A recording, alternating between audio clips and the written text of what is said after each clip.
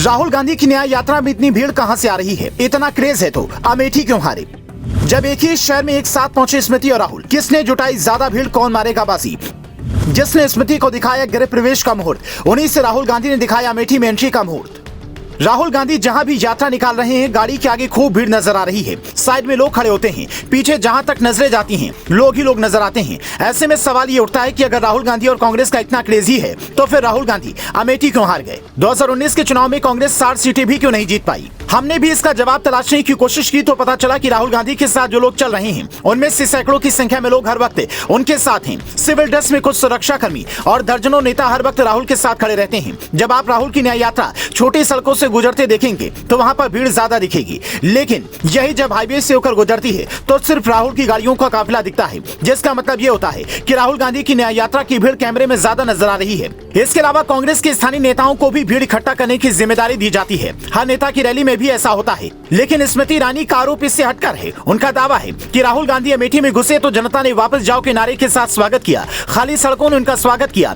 ये जो भीड़ थी ये प्रतापगढ़ और सुल्तानपुर से लेकर आए थे, जबकि राहुल गांधी का दावा इससे उलट है। उनका कहना है कि अमेठी की जनता ने कहा था कि आपकी यात्रा इधर से नहीं आई, तो फिर हमने दूसरी यात्रा निकाली और अब अमेठी की जनता ने भरपूर प्यार दिया है। पर सवाल ये उठता है कि राहुल गांधी और स्मृति ईरानी दोनों ने ही एक ही तारीख को अमेठी में प्रवेश क्यों किया? क्या दोनों ने ही एक ही पंडित से मुहूर्त दिखवाया था? स्मृति ईरानी गृह प्रवेश के लिए अमेठी पहुंची हैं, जिसके लिए 19 फरवरी और 21 फरवरी की तारीख सबसे शुभ है। 19 फरवरी के दिन माघ महीने की शुक्ल पक्ष की दशमी तिथि थी। इसे दशमी का खास महत्व इसलिए है क्योंकि ये गुप्त नवरात्रि के बाद की दशमी है। इसकी मान्यता भी कई जगहों पर विजयदशमी की तरह ही है। शायद इसीलिए राहुल ने अमेठी विजय का प्लान सोचकर इसी दिन एंट्री ली होगी। और स्मृति ईरानी जो यहाँ से सांसद हैं, उन्होंने दोबारा जीत हासिल करने के उद्देश्य से इस तारीख को चुना होगा।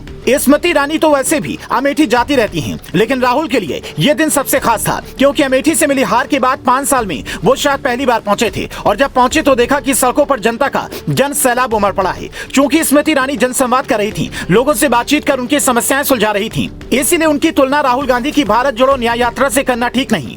क्योंकि एक रैली और एक जन शिकायत केंद्र की भीड़ में अंतर होता है और भीड़ कैसे जुटाई जाती है इसका तरीका भी हमने आपको बताया। इसीलिए ये बात राहुल भी जानते हैं कि इस भीड़ से सिर्फ माहौल बनाया जा सकता है, सरकार नहीं। हालांकि राहुल गांधी का सबसे अलग अंदाज तब देखने को मिला जब अमेठी में उनके खिलाफ नारे लगाए गए,